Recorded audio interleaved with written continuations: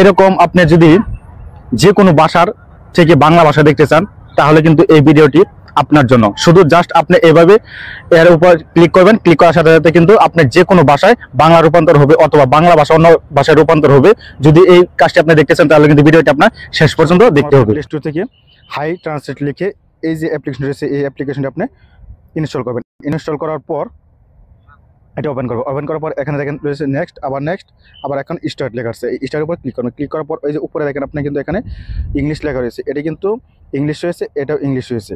তো এখন আপনি যে কাজটি করবেন, এই যে ইংলিশ রয়েছে এই ইংলিশের উপর আপনি ট্যাপ করবেন। ট্যাপ করে এটি ওপেন করবেন। ওপেন করার পর দেখেন বেঙ্গলি লেখাটি কোথায় রয়েছে, বেঙ্গলি লেখাটি আপনি সিলেক্ট করবেন। এই যে বেঙ্গলি লেখাটি রয়েছে, বেঙ্গলি লেখার উপর আপনি সিলেক্ট করবেন।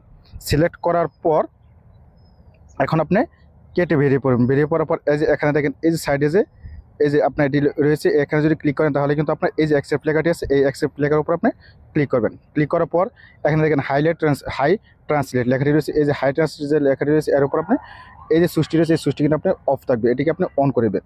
অন করে দেওয়ার পর এই যে এখানে দেখেন এলাও লেখা আসছে, এই এলাওর উপর আপনি ক্লিক করবেন।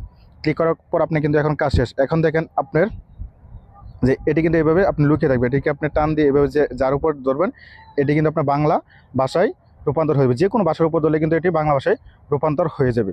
তো ধন্যবাদ সকলকে।